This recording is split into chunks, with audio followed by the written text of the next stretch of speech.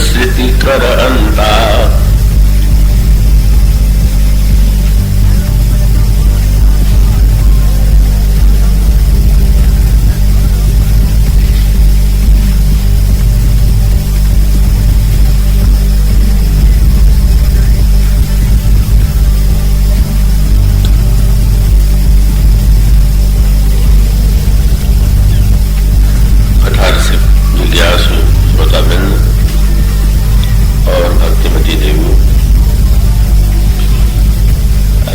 सामने जो चौपाई पढ़ी गई उसमें गोस्वामी जी घोषित करते हैं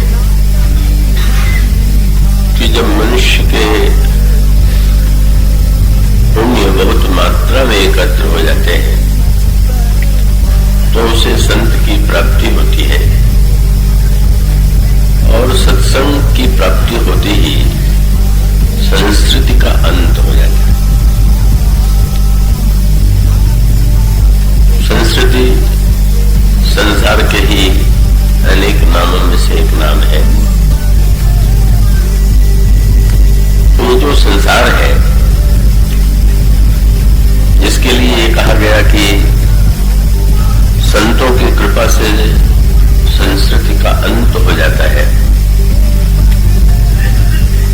तो ये जो संसार है कि वह सुखद है कि दुखद है। बोला संतों ने, आचार्यों ने संसार की दुख रूपता का बार बार वर्णन किया। तो ये व्यक्ति को तो प्रतीत होता है कि संसार में सुख है, विषयों में सुख है, और दूसरी ओर कहा जाता है कि संसार दुख में है।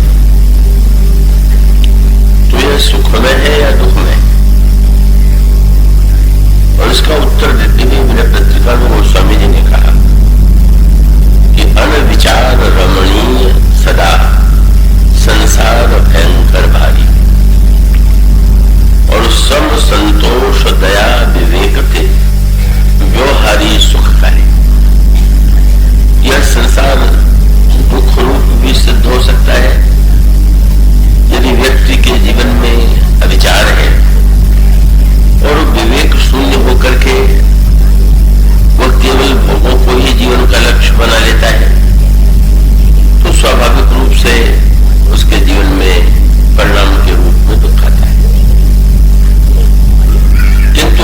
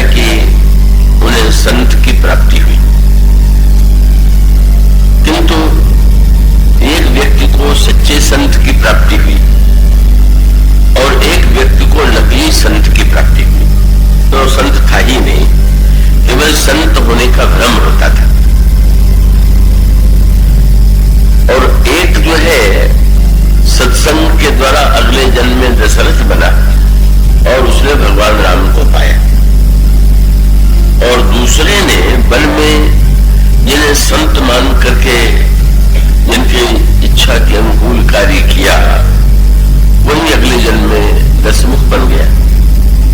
और ये बड़े महत्व का संकेत है। वन तो वन है, और वन में दो बड़े महत्व के सूत्र हैं, और वही दोनों का अंतर बताता है। मनु अगर दशरथ बन गए और प्रताप भानु अगर दशमुख बन गया, ये कि यदि श्री राम का भक्त और दूसरा श्री राम का विरोधी बन गया, तो उसके मूल में एक बड़े महत्व का सूत्र है, और वो ये है कि जैसे आप किसी वस्तु की खोज में यदि बाजार में जाए तो अनगिनत प्रकार की वस्तुएं मिलती हैं। अब ये तो आप पर निर्भर है कि आपके पास जो पूंजी है उससे आप क्या लेना चाहते हैं। तो बस मूलतः दोनों में एक ही अंतर है। तो मनु ने धर्मपूर्वक शासन किया, राजा के रूप में कर्तव्य कर्म का पालन किया,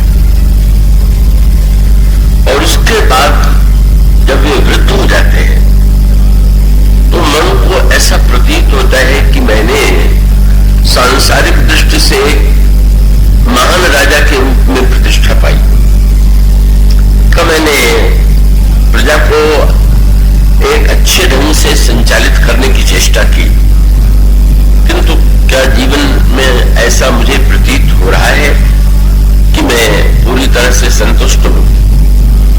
अपनी जो उपलब्धियां हुई, जो कुछ हमें मिला, उसके द्वारा क्या हमें संतोष है? और तुमको लगा कि नहीं, वो संतोष तो जीवन में नहीं। और क्यों नहीं है? तो वो सूत्र उनके जीवन में और वो रामायण में सर्वत्र संकेत मिलता है कि भाई कर्म करना, सेवा करना, परोपकार करना, ये तो व्यक्ति का कर्तव्य है ही। लेकिन हनुमान जी ने जो एक वाक्य कहा था, और वो दोनों वाक्य बड़े महत्व के। आपने देखा होगा कि जब वर्षा होती है तो वर्षा से तो ऐसा लगता है कि चारों ओर नदियां ही नदियां हैं। इस वर्ष तो मैंने छतरपुर में भी समाचार पत्रों में पढ़ा कि बाढ़ आ गई, तो मैं हैरान हुआ कि मुझे तो छतरपुर की किसी नदी का पता ही नहीं था। ये कौन सी नदी है जिसमें बाढ़ आ गई? तो पता चला कि तालाब में बाढ़ आ गई। तो बड़ी व्यंग्य भरी बात लगी, पर जीवन का सत्य यही है, तालाब में भी बाढ़ आ सकती है, और वर्षा में देखिए तो सर्वत्र सड़क पर भी बाढ़ आई हुई दिखाई देती है, बड़ी दुखदायी बाढ़ होती। जल का नाम तो जीवन है, लेकिन जब बाढ़ के रूप में जल आता है तो वो तो विनाशकारी ही सिद्ध होता है, उसके द्वारा तो कोई लाभ होता नहीं। तो अब सूत्र मानो यह है जिसके लिए हनुमान जी ने रावण को समझाया था कि एक नदी वह है कि जो बरसाती नदी कह दे, और दूसरी नदी वह है कि जो ग्रीष्म ऋतु में भी, अब वो नदी वर्षा में भी है और गर्मी की ऋतु में भी। और उसका कारण क्या हुआ? कारण क्या है? तो हनुमान जी ने ये कहा कि सजल मूल जिन सरितन नाही, और बरस गए पुण्य कबहि सुखाई। जिस नदी का उद्गम कहीं किसी ऐसे स्थान से नहीं है कि जहां पर निरंतर जल का प्रवाह है, वह वर्षाती नदी तो वर्षा के बाद सूख जाएगी। बल्कि कहना चाहिए कि जब आवश्यकता नहीं है तो डुबोने के लिए बाढ़ आ गई, और गर्मी में जब आवश्यकता है तो कुछ है ही नहीं। तो वस्तुतः हनुमान जी का अभिप्राय यह था कि नदी की स्थिति पर आप विचार कीजिए। नदी मूल से प्रवाहित हो रही, हिमालय से प्रवाहित हो रही है, किसी पर्वत से प्रवाहित हो रही है, और उसके मूल में कोई स्रोत है। और वो नदी जब प्रवाहित होगी तो पहला संकेत मानो यह है कि आपका यदि जीवन जल की भांति है तो आप मूल से जुड़े हुए हैं कि नहीं।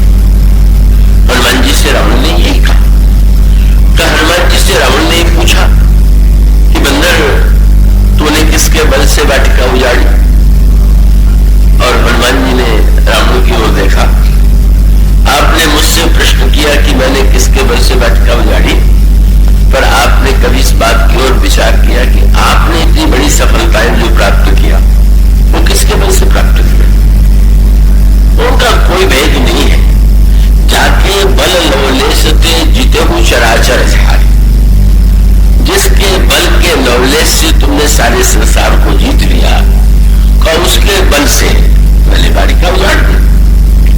तो रावण पूछ सकता है तो तुम यदि ऐसा मानते हो तो तुम में और मुझ में अंतर क्या है?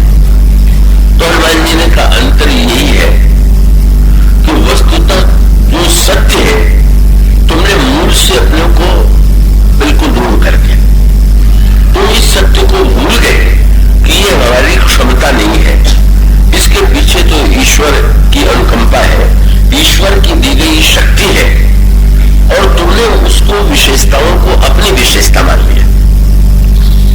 और मुझे निरंतर ये ज्ञात है, जो सजल मूल का उन्होंने दृष्टांत दिया, जीवन में जब भी कोई वस्तु दिखाई दे तो इस पर विचार कीजिए कि ये वस्तुएं अगर मुझ में बुद्धिमत्ता है, मेरी कीर्ति है, मेरे पास संपत्ति है, तो ये वस्तु जो है इसके मूल में उद्गम कौन सा है? अगर व्यक्ति समझता है मेरा पुरुषार्थ है तो ठीक है, आपका पुरुषार्थ जब तक रहेगा, जब तक आप में शक्ति होगी, आप सफल होंगे। और जब आप पुरुषार्थ रहित हो जाएंगे तो वाली सारी वस्तुएं भी आपसे दूर चली जाएंगी। बड़ी नजर बात आती है। जब धनुष टूटने के बाद परशुराम जी आए तो प्रारंभ में तो ऐसा लगा कि बड़े क्रुद्ध हैं, पर बाद में उन्होंने श्री राम से कहा कि मुझे प्रतीत होता है कि वह अवतार आ गया जिसको हम विष्णु का पूर्ण अवतार कहते हैं। तो मैं ये चाहता हूं कि मेरे पास विष्णु का धनुष है। एक रामायण की दार्शनिक भाषा है, थोड़ा सा कह दूं। अभी 2 दिन पहले किसी श्रोता ने बड़े बढ़िया ढंग से मेरे पास बात कही कि पहले तो हम लोग जब आपकी कथा सुनते थे तो सन्न रह जाते थे, पर इस बार समझ में आ रही। तो ये तो बड़ी विचित्र सी बात हो गई। इसका अभिप्राय ये है, अब उसको प्रशंसा कहिए, आलोचना कहिए, तो उसका अर्थ ये कुछ बातें ऐसी होती हैं कि साधारणतः व्यक्ति को उसका आनंद नहीं आ पाता है। बात सरल हो तो सभी लोग आनंद ले लेते हैं, पर थोड़ा थोड़ा उसका भी ग्रहण करने की चेष्टा तो होनी ही चाहिए। तो इसमें एक संदर्भ सूत्र है और बड़े महत्व का सूत्र है, और ये है कि यहां पर सारा संकेत जो है वो गुण के संदर्भ में। ये जो धनुष पर डोरी होती है, तो डोरी का एक नाम डोरी और दूसरे उसको संस्कृत में गुण कहते हैं। रस्सी को, डोरी को गुण कहा जाता है। तो वो गुण शब्द बड़ा सांकेतिक है। परशुराम जी और भगवान श्री राम दोनों ही राम हैं, और दोनों में जो विवाद है उसमें महत्व का संकेत सूत्र यह है कि भगवान राम शंकर जी का धनुष तोड़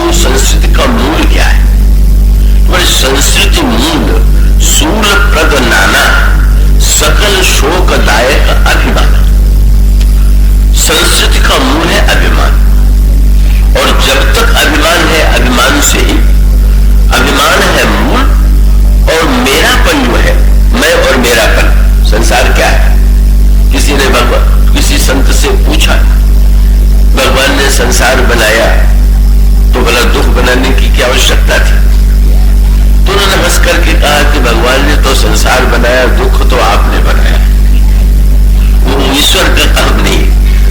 क्यों? बोले आपको सारा दुख अगर विचार करके देखें तो दो ही बातों से होता है। न जाने कितने व्यक्तियों की आज मृत्यु हो गई होगी, पर आपको तो कोई दुख नहीं, आप तो बड़े आनंद से प्रसन्न हो रहे। कब होता है दुख? जिससे मेरापन जुड़ा हुआ है, बस इतना ही तो अंतर है। दुख का केंद्र वस्तु नहीं है। अनगिनत व्यक्ति जन्म लेते हैं, अनगिनत व्यक्तियों की मृत्यु होती है, पर वो हमारा सुख दुख जो है वो ममता से जुड़ा हुआ है।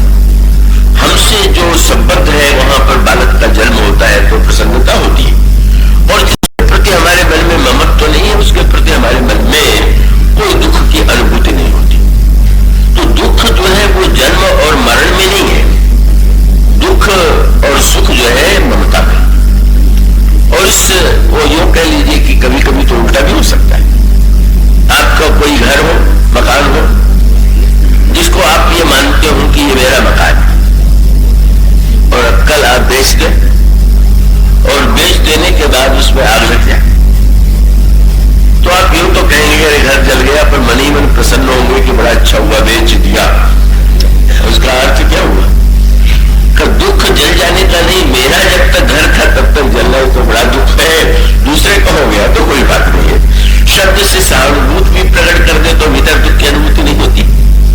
तो वो विचार करके देखिए तो सारा केंद्र जो है वो तो ममता है, और ममता का जन्म होगा जब हुआ तो मैं से होगा, मैं से जो उत्पन्न हुआ, मैं से जो जुड़ा हुआ वही मेरा है।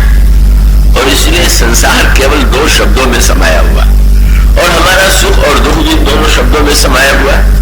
जब लक्ष्मण जी ने कहा कि प्रभु मैंने सुना है कि लोग कहते हैं कि आपकी माया प्रबल है, तो भगवान ने हंस करके कहा कि वो माया तो लोगों की है। क्या? बोले मैं और मोर तोड़ तय माया, यही बस अकेले से जीव निकाया। इस दृष्टि से विचार करके व्यक्ति देखे तो संसार का विनाश क्या है? अगर मैं और ममता ये दोनों मिट जाए तो बस निश्चित रूप से व्यक्ति के जीवन में परम सत्य की अनुभूति हो जाएगी, और संसार में रहते हुए भी उसे संसार के दुख शोक का कोई प्रभाव उस पर नहीं होगा। इसलिए संत क्या करता और भूमिका क्या है? अब आप यूं विचार करके देखें कि भगवान राम जब अयोध्या से आए तो अनगिनत राजकुमार आए हुए, राजा आए हुए, पर अन्यों के आगमन में अन्य जो राजा आए हुए उनके साथ सेनापति है, मंत्री है, सेवक है, और भगवान राम आए तो एक संत के साथ आए, और संत के साथ आए तो उसका आनंद ही दूसरा हो गया। और वो संत की भूमिका हुई है मानो ईश्वर पहले तो अवतरित नहीं हुआ, और अवतरित होने के बाद यदि अयोध्या में आ भी गए तो अभी संसार की समस्याओं का समाधान नहीं हुआ, तो समाधान के लिए एक संत की आवश्यकता है।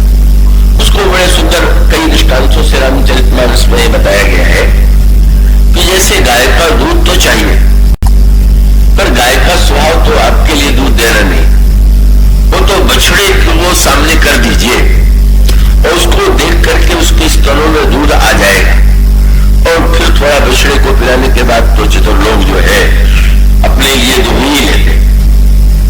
तो जब भगवान के लिए कहा गया कि भगवान जो है भगत बचल प्रभु कृपा निधाना, तो इसका अभिप्राय अगर ईश्वर धेनु है और संसार वाले उसकी कृपा का दूध चाहते हैं, तो उपाय यही है कि किसी संत के रूप में बछड़े को सामने कर दे, तो संत पर जो प्रभु की कृपा होगी उसके बाद तो आपको वो कृपा मिल ही जाएगी। तो इसलिए वो ईश्वर है, तो वो बछड़े के रूप में जो ईश्वर के उस वात्सल्य और कृपा को प्रकट करता है वो उनका तो संत की है। और इसलिए विश्वामित्र जी आते हैं, इसका अभिप्राय कि ईश्वर के अवतार लेने पर भी तारका बनी हुई थी, ईश्वर के अवतार लेने पर भी मारीच और सुबाहु का कष्ट था, ईश्वर के अवतार लेने के बाद भी अहिल्या जड़ बनी हुई पड़ी थी। और इसका तात्विक अर्थ यह है कि हमारे जीवन की भी स्थिति है, ईश्वर हृदय में है पर तारका भी है, मारीच भी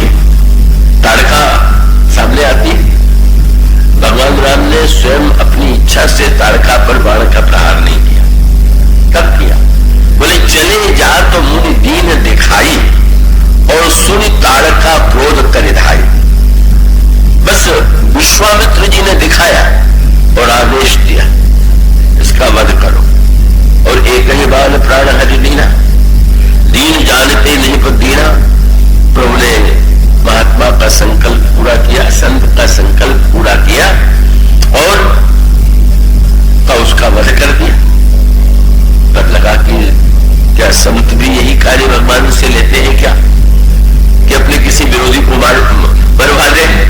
ये तो सब लोग करते हैं। नहीं, अंतर था। और अंतर ये था कि संत ने जब भगवान से कहा बाण चलाइए तो उसका परिणाम क्या हुआ? ऐसा लगा कि एक नारी अहिल्या मिली तो कह दिया कि इसको चरण धूल से चैतन्य बना दीजिए। तो तारका भी तो नारी है, उसके लिए कह दिया बाण चला दीजिए। पर संत का अभिप्राय तो ये है कि जैसे कोई वैद्य चाहे मीठी दवा दे चाहे कड़वी दवा दे, अब ये तो नहीं है कि मीठी दवा किसी को दे दे तो समझ में आवे कि ये तो बड़े नहीं है, और किसी को कड़वी दवा दे दे तो मान ले कि इनसे तुमकी शत्रुता है। तो संत तो सबका हित ही चाहता है। और उसका सांकेतिक अर्थ यह है कि संत ने तो दोनों को पद ही दिलाया, तारका को भी पद मिला और अहिल्या को भी पद मिला। इसलिए शब्द गोस्वामी जी ने क्या चुना? एक ही बाण प्राण हरि लीना और दीन जानते निज पद दीना। अगर अहिल्या को पद प्राप्त हुआ तो तारका को भी पद ही प्राप्त हुआ। संत की भूमिका यही है कि महाराज जब तक ये जीवित रहेगी तब तो लोगों को कष्ट देती रहेगी, क्योंकि ये तारका जो है हम सबके जीवन में विद्यमान है। और वो सबसे बड़ी दुखदायी वस्तु जो सबके जीवन में है, सबसे पहले भगवान के द्वारा जिसका विनाश होता है वो तारका है। और तारका त्रेता युग में एक राक्षसी थी, पर ये तारका तो प्रत्येक व्यक्ति को खाने के लिए तुली हुई बड़ी दुखदाई। और ये तारका कौन सी? आप जीवन में एक ही दुख के कारणों पर विचार करेंगे तो आशा जो है, तुलसीदास जी ने उसके लिए एक शब्द और जोड़ दिया, दुराशा। उन्होंने कहा तारका तो मानो जीवन की दुराशा। और इसका अभिप्राय यह है कि व्यक्ति को आशावादी होना चाहिए कि निराशावादी होना चाहिए। और इसका उत्तर यही है कि निराशावादी जो होते हैं वो बड़े उदास खिलने से दिखाई देते हैं, और आशावादी पहले तो प्रसन्न होते हैं पर बाद में बड़े दुखी हो जाते हैं।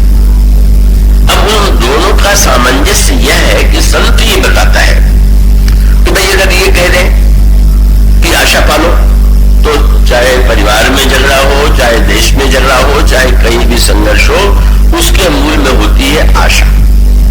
और आशा माने हम चाहते ये है कि अधिक से अधिक हमें क्या करना है इस पर हमारा ध्यान कम है, हम दूसरों से अधिक आशा रखते हैं।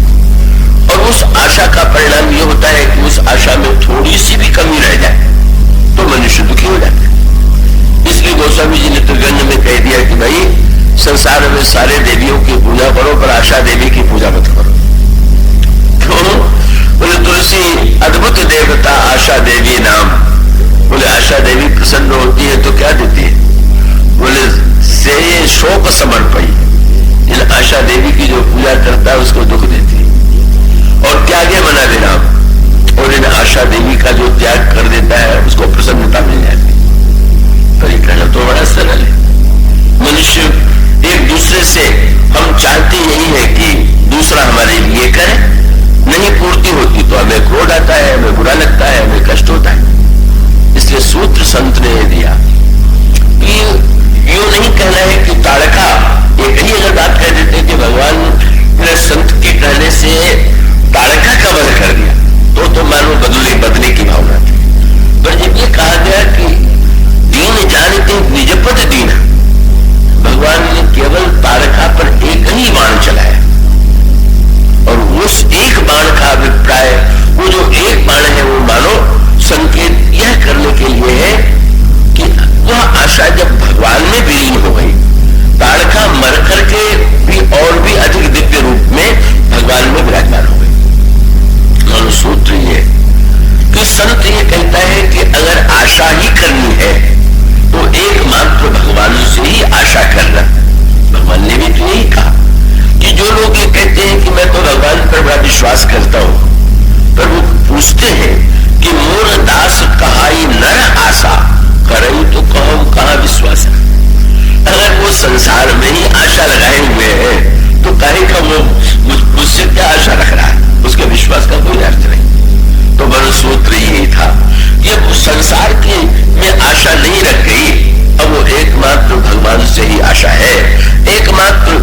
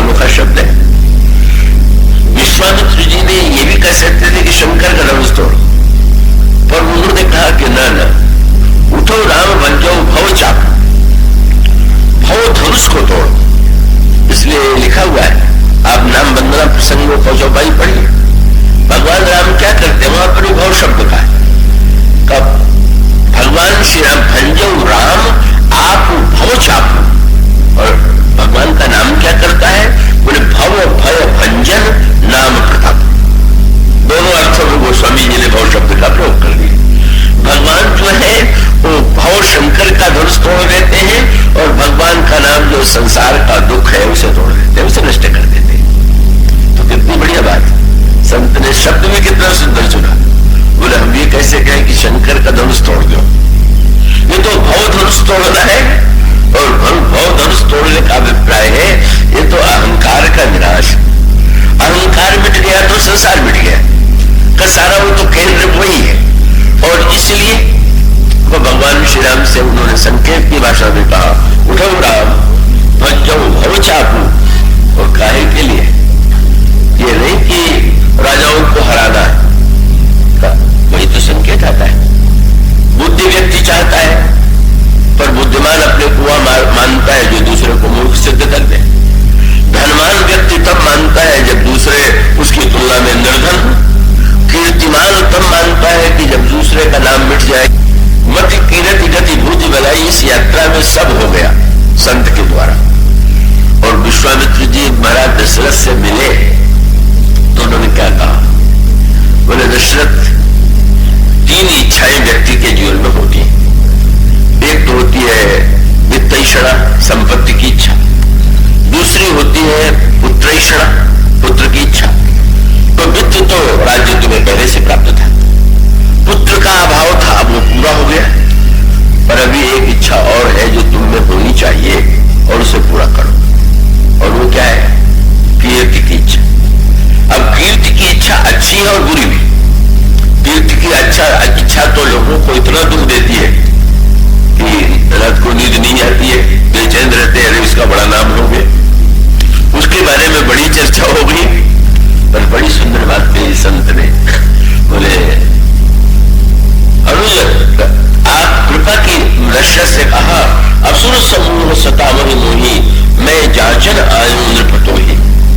राक्षस मुझे सता रहे, राजा मैं तुमसे याचना करने आया हूं। और जब अनुज समेत ये शब्द कह दिया तो लगा कि दशरथ का मुख जो था वो तो फक पड़ गया। और तब उन्होंने कहा, देव भूपमन हर्षित तजो मोह अज्ञान। क्यों? बोले धर्म सुयस, तुमको कीर्ति पाना चाहिए। कीर्ति सजीव थी, जो कीर्ति पाता है वही जीवन में धन्य। कीर्ति की त्याग की बात बाद में आती है, वो अंतिम बात है। लेकिन पहले तो व्यक्ति को ये इच्छा करनी चाहिए कि पुत्र ही नहीं, संपत्ति ही नहीं, कीर्ति भी मिले। क्योंकि पुत्र और संपत्ति के साथ स्वार्थ जुड़ा हुआ होगा। और कीर्ति चाहेंगे तो अच्छा काम करने पर ही तो कीर्ति मिलेगी।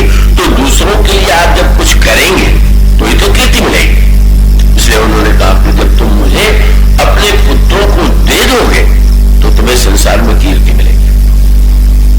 और जब हिचकिचाने लगे तो वशिष्ठ जी ने यही कहा कि नहीं राजन, तुम्हें तो देना ही।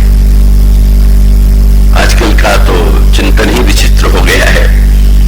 किन किन दृष्टिकोणों से लोग पुराने चरित्रों की व्याख्या करते हैं। सज्जन ने कहा, देखो देव ब्राह्मण कितने स्वार्थी होते थे कि वशिष्ठ से जब विश्वामित्र ने कामधेनु मांगा तो नहीं दिया, और दशरथ से पुत्र दिलाना था तो दिला दिया।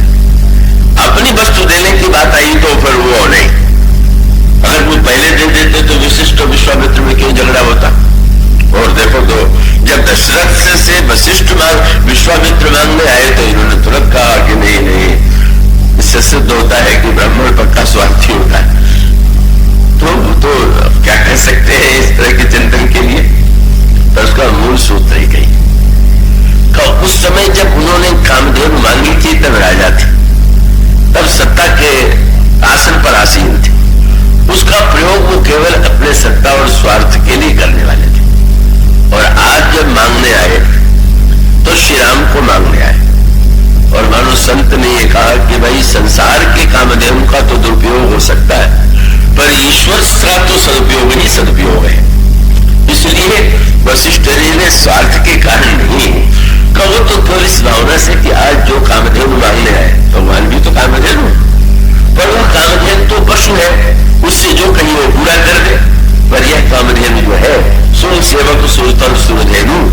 उसका अभिप्राय क्या है कि संसार में तुम कह सकते हो कि मैंने बहुत अच्छे कार्य किया, क्या उससे कीर्ति नहीं हुई? और उसका अभिप्राय कि दो प्रकार से कीर्ति होती है। दूसरे की कीर्ति को मिटा करके कीर्ति, और ऐसी कीर्ति की जिसमें सबको प्रकाश मिले। चंद्रमा की कीर्ति ये नहीं है कि चमकता है।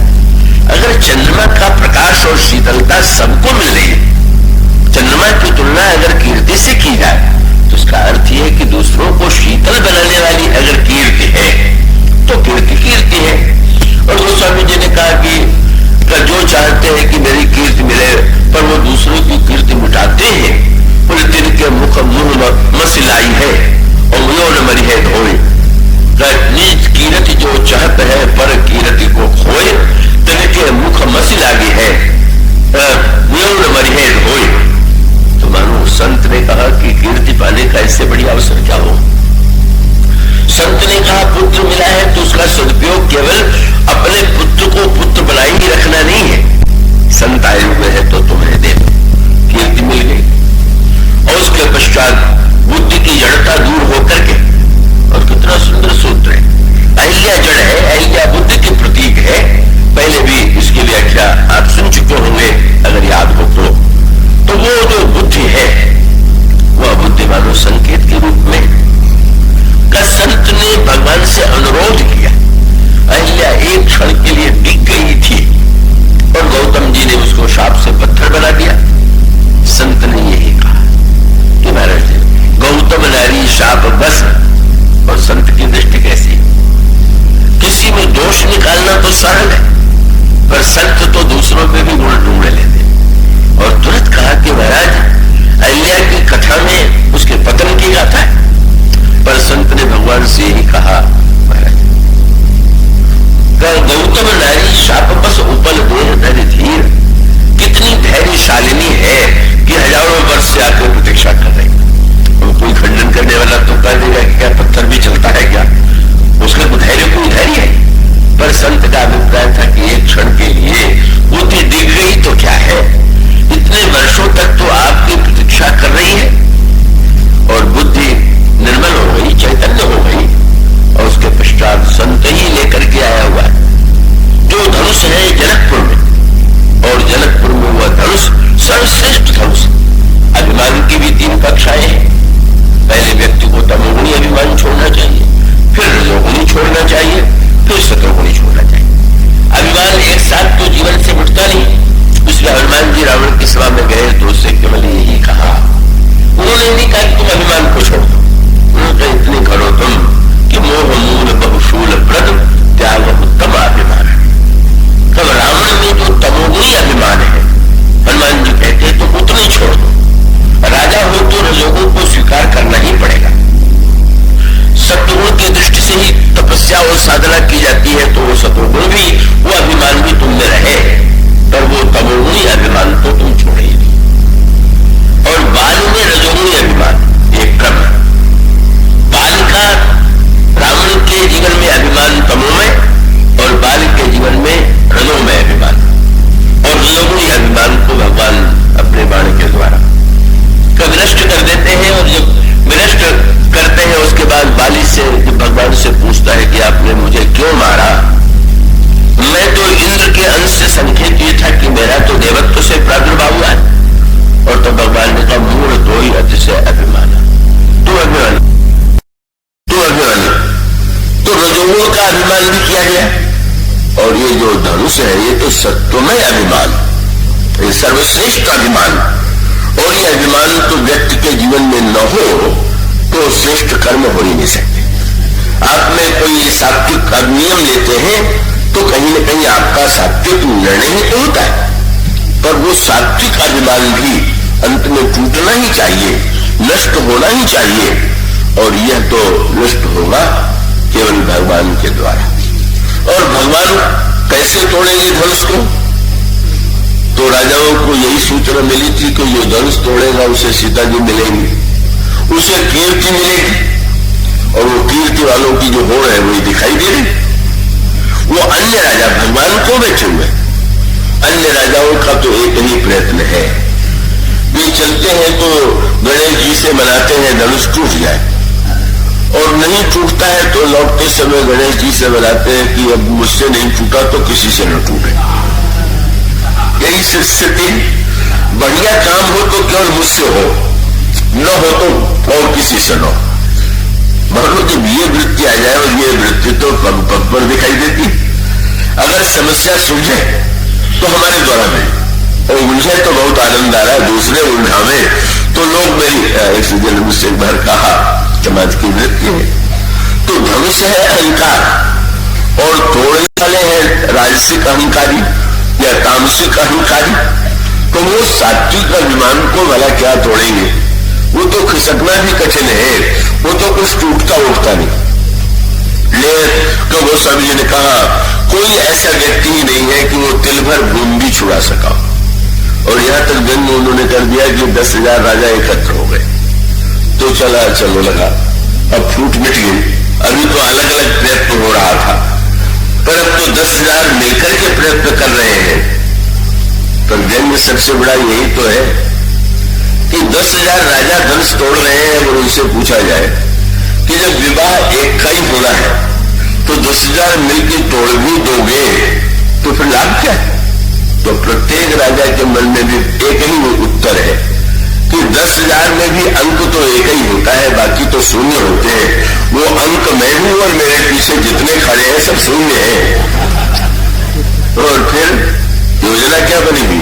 चलो एक बार 10,000 मिलकर तोड़ो तो लो, बाद में फिर लड़ेंगे और 9,999 का सिर काटेंगे तो एक का विवाह हो। यही है सृष्टि का, यही संघर्ष है। हम सर्वत्र यही चाहते हैं कि अलग हम सफल हो जाए, न मिलकर के सफल हो, और सफल होने में भी योजना है कि आगे चल करके तो इसको भी मिटानी है। और उसमें भगवान राम शांत भाव से बैठे देख रहे हैं, और शांत भाव से बैठे हुए भगवान श्री राम मौन है। वो दृश्य तो दिखाई दे रहा है, और वो नृत्य तो वही समाज की जैसी नृत्य होती है। पहले तो धनुष नहीं टूटा तो देवताओं को बड़ा उलाहना दिया, जितने दिन पूजा पाठ किया, आपने मुझसे नहीं तोड़वाया। जब श्री राम से टूट गया तो फिर उलाहना दिया, किसी से न टूटता तो भी कोई बात थी। अब इस किशोरावस्था के राजकुमार से टूट गया, ये क्या? गणेश जी आप विवेक के देवता माने जाते कि यही विवेक? पर बाद में जब परशुराम जी आए और उन्होंने कहा कि धनुष तोड़ने वाला कौन है, उसका मैं सिर काटूंगा, तो राजाओं ने गणेश जी को धन्यवाद दिया, बड़ा अच्छा किया, धनुष नहीं तोड़वाया। टूट जाता तो हमारे सिर कटता, अब अच्छा इसी का सिर कटेगा। ये केवल समाज का है, हमारे आपके जीवन का ही सत्य है। सच बात यह है कि गहराई से हम देखें तो सारे व्यवहार में हमारी मनोवृत्ति के पीछे ऐसी ही बातें होती हैं। जो बात बताई गई है सुनने में कहने में आनंद आता है, पर अगर देखें तो ऐसा लगेगा कि यार ये तो सब हम नहीं था बैठा हुआ। तो इसलिए मनो सूत्र था कि भगवान राम को इससे लेना देना क्या है।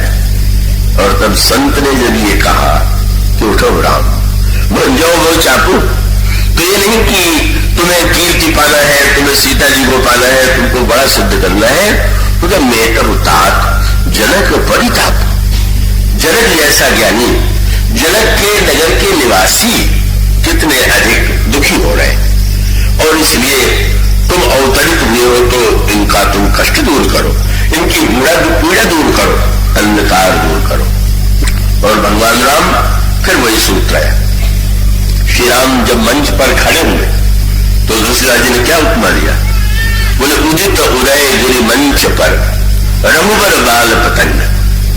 श्री राम के रूप में बाल सूर्य मंच पर प्रकट हुआ, प्रसन्नता किसको हुई? बोले विकसे संत सरोज सब, हर से लोचन भृंग।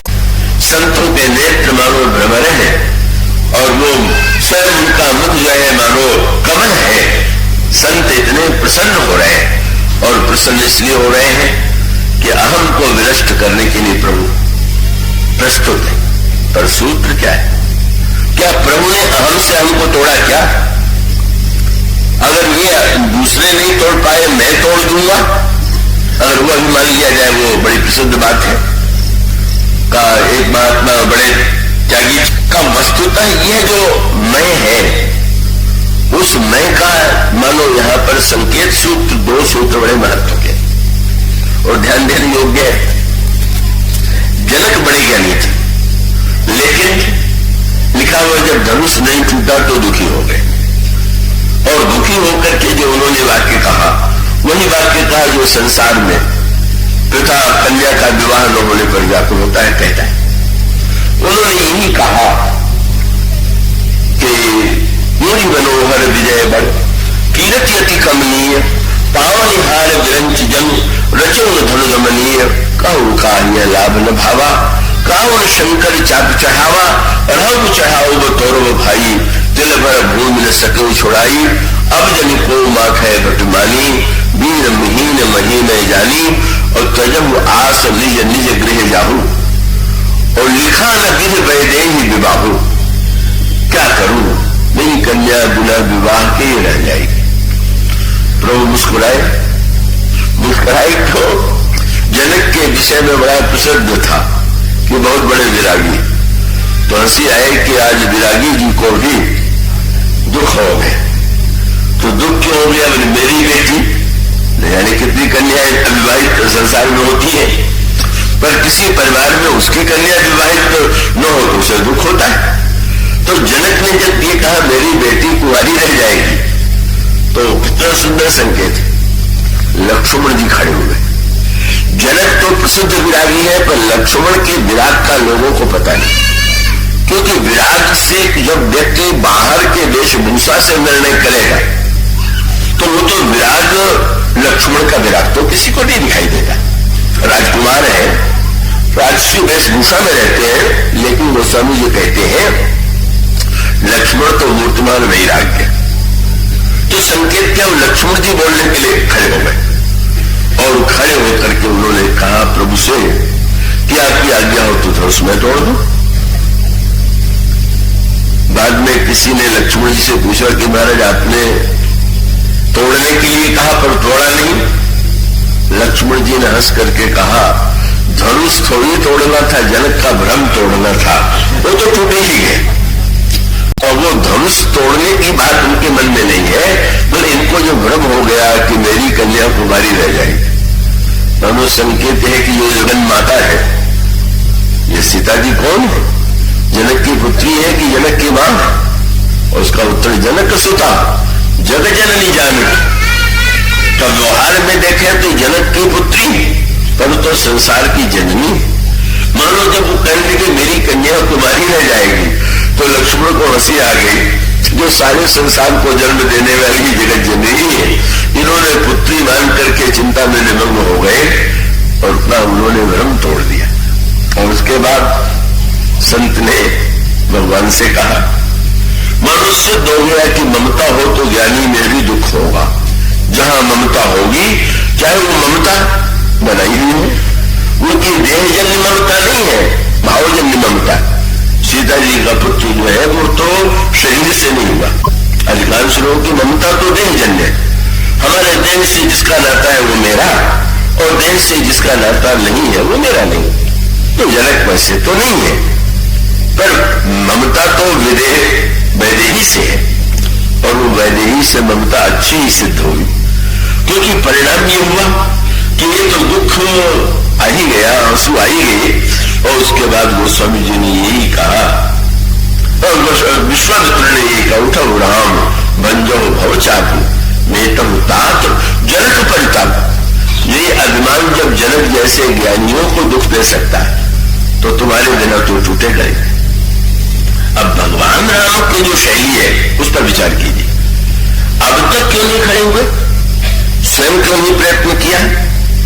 भगवान ये बताना ही चाहते हैं कि भाई मैं अपनी इच्छा से तो कुछ करता नहीं, क्योंकि ईश्वर जो है इच्छा रहित है। अब वो तो संत अपनी इच्छा मुझसे जो कर दे वही मैं पूरा कर देता हूं। संत की इच्छा को मैं इच्छा मानता हूं। प्रभु जो है उनकी अपनी इच्छा जो है वो तो एक अनीह अरूपानामा, वो तो अनीय है।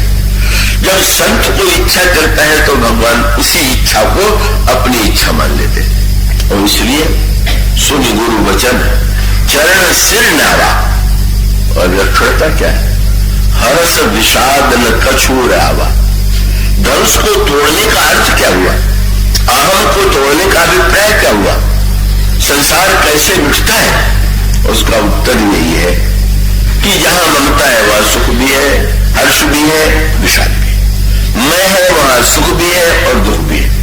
पर भगवान राम जब खड़े हुए तो न हर्ष और न तो विषाद। और उसका सूत्र मानो यह था कि जिस अभिमान को तोड़ना है, अगर अभिमान लेकर के तोड़े तो अभिमानी से अभिमान क्या टूटे, वो अभिमान कितना भी श्रेष्ठ क्यों न हो। और एक अभिमान टूटे और दूसरा अभिमान बना रहे तो टूटने का अर्थ क्या हुआ। और तब गोस्वामी जी ने यही कहा, हर्ष विषाद कछु रे आवा और ठाड़ भये उठ सहज सुभाए, थमन जुआ मृगराज ल जाए, सहज ही चले सकल जग स्वामी। और इसका एकमात्र उत्तर है कि जहां पर सुख दुख होता है कर्ता को होता है, निमित्त को नहीं होता। सूत्र यही, कर्म दो के द्वारा होगा। आप अपने को मानते हैं मैं करने वाला, पर करने के लिए जैसे कैसे निशाने पर गोली चलानी हो तो आप बंदूक से चला लेंगे। अब बंदूक से निशाना, बंदूक में और आप में अंतर क्या है। बंदूक में कोई अंतर नहीं पड़ता, निशाना लग जाए तो भी कोई बात नहीं, न लग जाए तो भी कोई बात नहीं। पर लगने पर आपको सुख हो रहा है और न लगने पर आपको दुख हो रहा है। और उसका मूल सूत्र है कि बस जब मैं होता है, बाल उस बंदूक में कोई अपना मैं नहीं। वो तो लक्ष्मण जी महाराज की जब मूर्छा दूर हुई तो लोग पूछते हैं, जैसे आदमी पूछते हैं कैसा आप, कि जब आप पर उन्होंने प्रहार किया तो आपको कितना कष्ट हुआ। लक्ष्मण जी हंसने लगे। उन्होंने कहा मुझसे क्यों पूछ रहे, तो आपसे नहीं पूछे तो किससे पूछे। उन्होंने श्री राम प्रभु की ओर संकेत किया, उन्हें इनसे पूछिए। इनसे बाण आपको लगा और पूछा इनसे क्यों। बोले हृदय घाव मेरे पीड़ रहो पीड़े, मुझे तो कल बाण लगा पर पीड़ा तो उनको हुई। क्यों, तो उन्होंने दृष्टांत दिया, शोभा सुख क्षति लाभ भूप कहो, केवल कांति मोल हीरे। हीरा कहीं से कहीं चला गया तो हीरे के लिए क्या अंतर पड़ता है, पर जिस राजा का हीरा खो गया उसे न दुख होगा। और दूसरा उन्होंने दृष्टांत दिया, मुका कहां पूछत हो, पाठ अर्थ चर्चा की रहे। तोते को किसी ने पाठ पढ़ाया, बहुत बढ़िया श्लोक उसने सुनाया, किसी ने सुना तो सोचा कि तोते से इसका अर्थ भी तो पूछ ले। अब अगर वो तोते से पूछे कि जरा तोता जी आपने बहुत अच्छा श्लोक सुनाया, जरा इसका अर्थ भी बता दीजिए, तो बेचारा क्या बताओगे। वो तो जो पढ़ाने वाला है उसको छोड़ करके उनका अभिप्राय यह है कि मेरा क्या स्थान है, मैं क्या होता हूं। अगर दुख है तो प्रभु को होगा, सुख होगा तो प्रभु को होगा।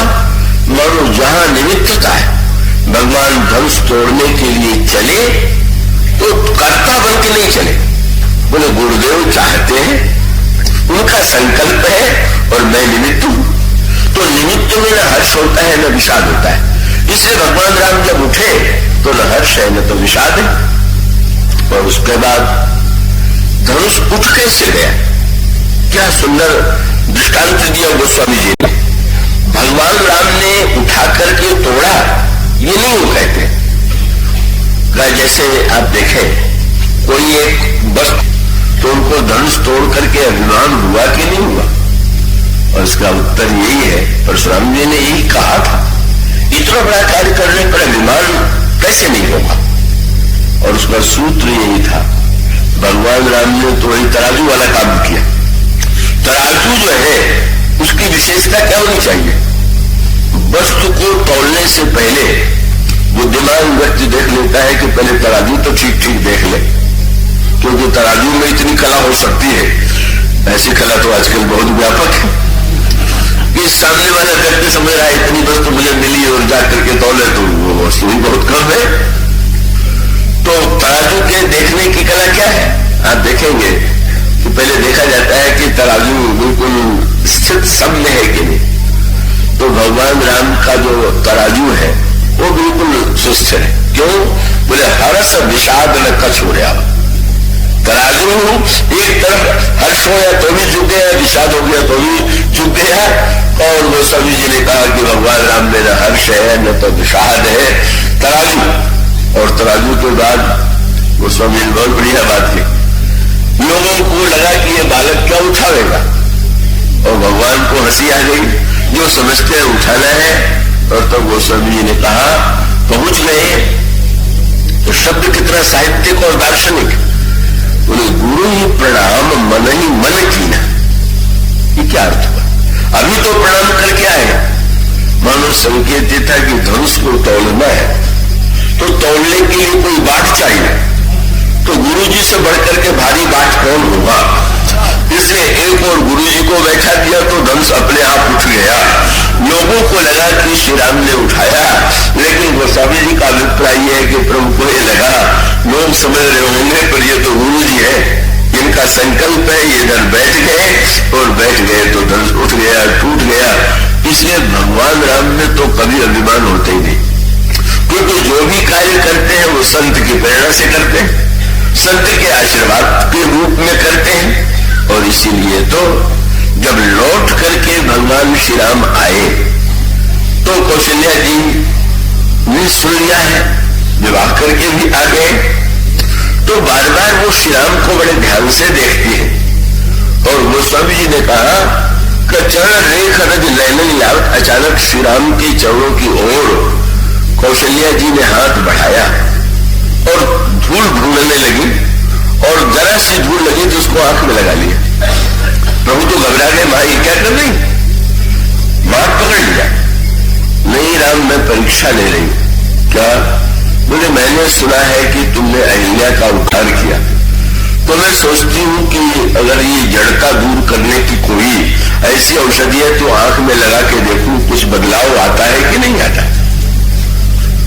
पर भगवान ने मुस्कुरा करके सोचा तुम्हारी आंख तो बदलने वाली है नहीं, उसका अभिप्राय तो तुम्हारे आंख में जो वात्सल्य है वो तो कभी कब होगा नहीं।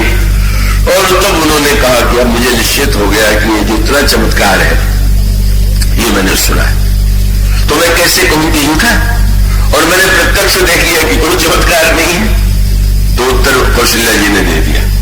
कौशल्या जी ने यही कहा, मार्ग जात भयावन भारी, केंद्र जितात ताड़का मारी, घोर निशाचर समट समर भट, समर गिरह नहीं काहू, मारे सहित सहाय किम खल मारी स्वभाव। और तब उन्होंने कह दिया बस अब मेरे पास उत्तर मिल गया, सब कुछ हुआ, लेकिन कैसे हुआ? बोले सकल अमानुष कर्म तुम्हारे, केवल कौशिक कृपा सुधारे।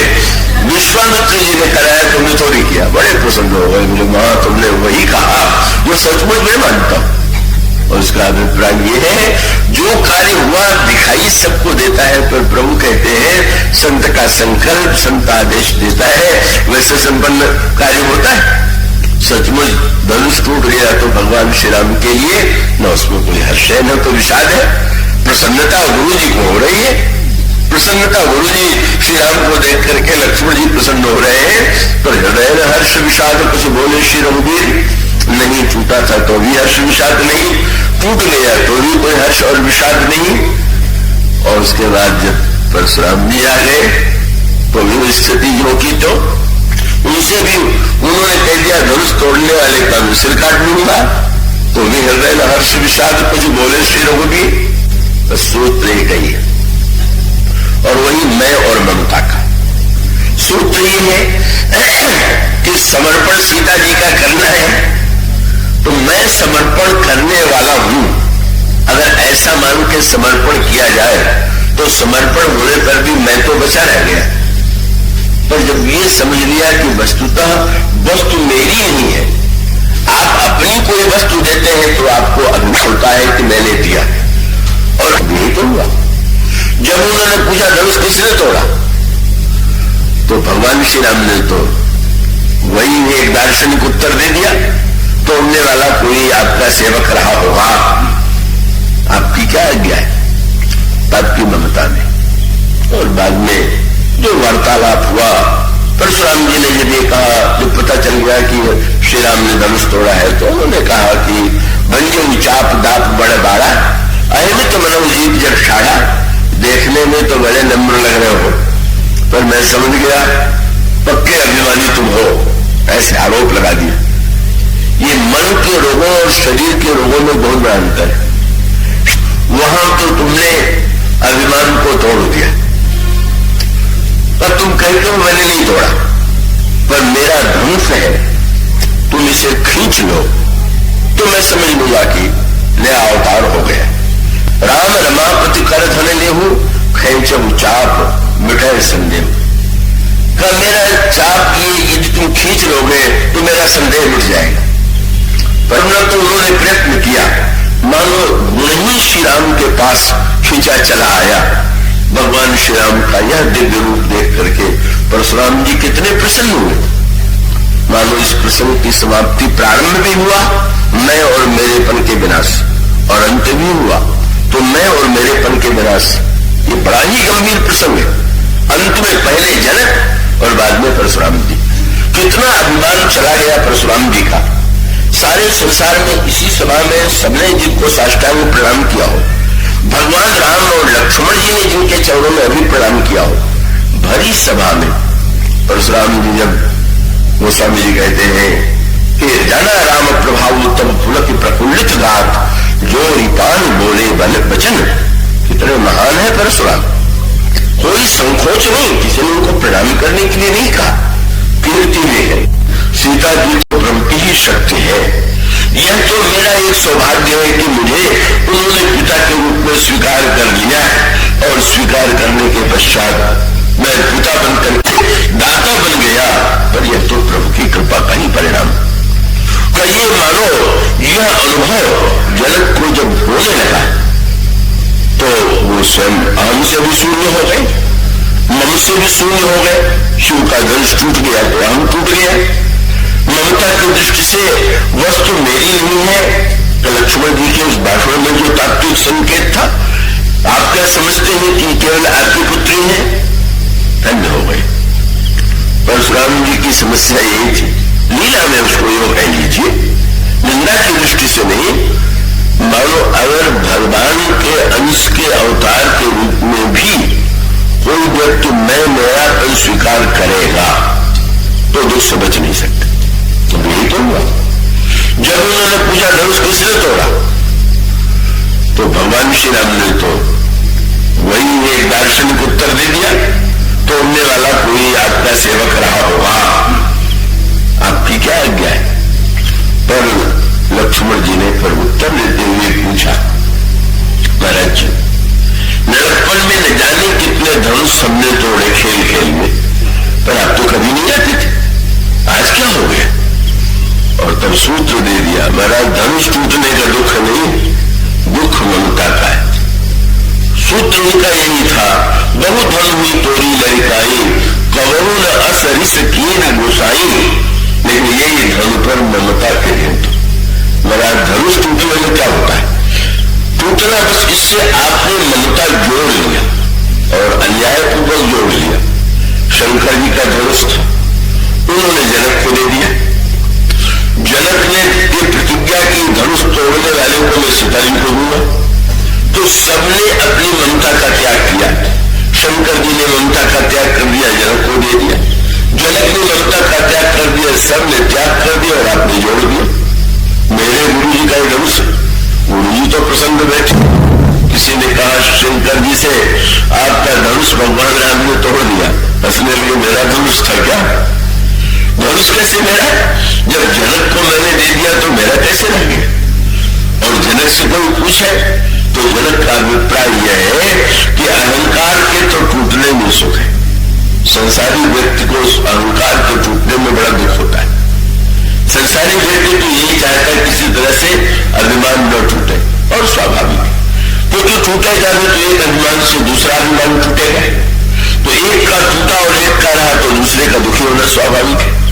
पर जनक तो प्रसन्न है और मानो दुख का केंद्र है। आपने मान लिया कि धनुष मेरे गुरु जी का है, तोड़ने वाला बड़ा बुरा है और इसलिए उसको दंड देना ये मेरा कर्तव्य है। दुख आपकी ममता में। और बाद में जो वार्तालाप हुआ, परशुराम जी ने यदि कहा, जब पता चल गया कि श्री राम ने धनुष तोड़ा है, तो उन्होंने कहा कि बंजो चाप दाप बड़े बारा, अहिमित मनोजीत प्रसारा। देखने में तो बड़े नम्र लग रहे हो, पर मैं समझ गया पक्के अभिमानी तुम हो, ऐसे आरोप लगा दिया।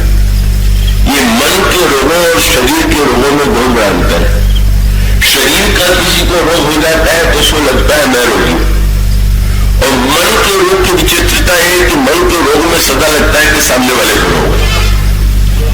तो परशुराम जी को लगा कि राम तो अभिमान की मूर्ति है, हाथ जोड़े खड़े हैं, सिर झुकाए हुए हैं, पर आदमी तो बनो जीत जब ठाड़ा।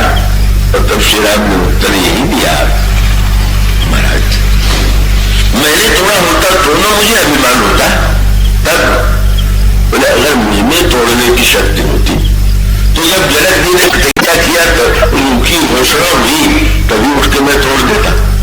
तब बोले महाराज कोई वस्तु जो होता है उसका संबंध तो काल से।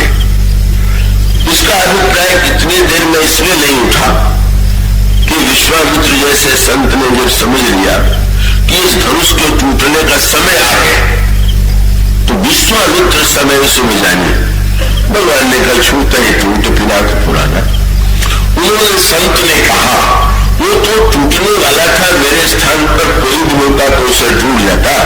अब संत उस सत्य को जानता था कि कल टूटने वाला है, मैं क्यों अभिमान करूं, मैं किस बात का अभिमान करूं। बहुत बड़ा उत्तर था। और तब फिर वही संकेत आया कि जब विचार किया कि तो बड़ी विलक्षण भाषा है। और तो श्री राम से उन्होंने कहा कि अच्छा वहां तो तुमने अभिमान को तोड़ दिया, पर तुम कहते हो मैंने नहीं तोड़ा, पर मेरा धनुष है, तुम इसे खींच लो तो मैं समझ लूंगा कि नया अवतार हो गया। राम रमापति कर धन लेहू खेचू चाप मिटाए संदेह। कल मेरा चाप की यदि तुम खींच लोगे तो मेरा संदेह मिट जाएगा। पर परशुराम जी ने जब धनुष बढ़ाया तो भगवान राम ने हाथ आगे नहीं बढ़ाया। परशुराम जी का तर्क मानो ये था कि बिना कर्ता के क्रिया कैसे होगी। भगवान राम ने जब धनुष को लेने के लिए हाथ नहीं बढ़ाया और धनुष स्वयं निकल करके भगवान राम के हाथ में आया और चढ़ाना भी नहीं पड़ा, वो चढ़ गया। देख आ चाप आप चल गए। भगवान राम ने उत्तर दे दिया, बिना तोड़े टूट कैसे गया। बोले जैसे बिना बुलाए चला आया। वो न तोड़ने में मैं और न मैं खींचने वाला भी नहीं। और याद रखिए ये एक शब्द आता है नेता। नेता शब्द बड़ा सांकेतिक अर्थ वाला है। जो नीत जो खींचे उसका नाम है नेता। और उसका माना जाता है कितने लोगों को खींच सकता है। तो अभी तक तो नेता थे परशुराम और अब आ गए श्री राम।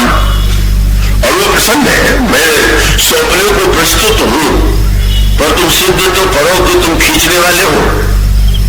और तब भगवान राम ने संकेत दिया कि अगर कोई गुण को पकड़ के खींचेगा, आप किसी धनुष की डोरी को खींची तो कितनी देर खींचे रखिएगा, जब तक आपकी मुट्ठी में शक्ति है। थोड़ी देर बाद तो मुट्ठी शिथिल होगी।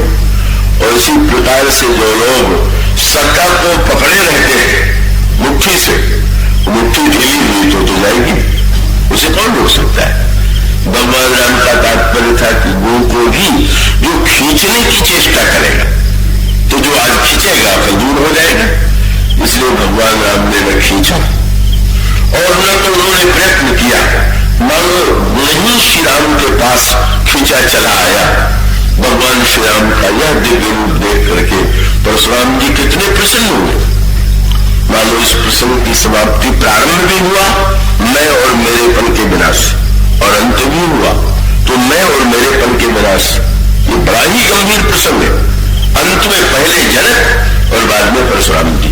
कितना अभिमान चला गया परशुराम जी का। सारे संसार में इसी सभा में सबने जिनको साष्टांग प्रणाम किया हो, भगवान राम और लक्ष्मण जी ने जिनके चरणों में अभी प्रणाम किया हो, भरी सभा में परशुराम जी जब गोस्वामी जी कहते हैं कि जाना राम प्रभाव उत्तम पुलक प्रफुल्लित गात जो रिपान बोले बल वचन। कितने महान है परशुराम। कोई संकोच नहीं, किसी ने उनको प्रणाम करने के लिए नहीं कहा, पर उन्होंने हाथ जोड़ करके जो रिपान बोले वचन। और कितना आनंद, हृदय में प्रीति समाप्त। जय रघुवंश। धनुष चला गया, मानो ममता चल गई। मेरी मेरा धनुष था अब वो नहीं रह गया और मैं कितना चला गया। बोले जय रघुवंश बन के बन बानू दहन बंजो को दहन किसानू। सुंदर सूत्र दिया। बोले लगा तो तुम मुझसे लड़ना नहीं चाहते हो पर तुमने कैसी बढ़िया लड़ाई लड़ी कैसी। बोले जय मोह क्रोध ब्रह्म तुम मन को नष्ट कर देते हो मोह को नष्ट कर देते हो भ्रम को नष्ट कर देते हो। आज यही कार्य तो तुम्हारे द्वारा संपन्न हुआ। मानो कहीं जय जय जय रघुकुल केतु द्रौपदी गए वन ही तप हेतु। बड़ी प्रसन्नता से मानो मैं और ममता जब तक है तब तक क्रोध है तब तक दुख है। जनक को भी दुख है तो ममता के कारण है और परशुराम जी को भी दुख है तो ममता के कारण है। इसीलिए बीच में जब परशुराम जी ने लक्ष्मण से बिगड़ करके पर विश्वामित्र जी की ओर देखा खड़े खड़े देख रहे हैं ये छोटा सा राजकुमार मेरा इतना अपमान कर रहा है। तुम हटकव कौशिक सुनो मन यह बालक कुटिल काल रस मेरे कुल घालक भान वंश राकेश कलंकु निपट निरंकुश चुर शंकु। और तुम हटकव जो कह चाहो दोबारा कई प्रताप बल रोष हमारा। इस बच्चे को मेरा इतिहास सुनाओ मैं कौन हूं। मेरा इतिहास नहीं जानता पर संत नहीं बोले बल्कि खूब हंसे ऊपर से नहीं जानते कि हंसा तो और दुख में भागोगे।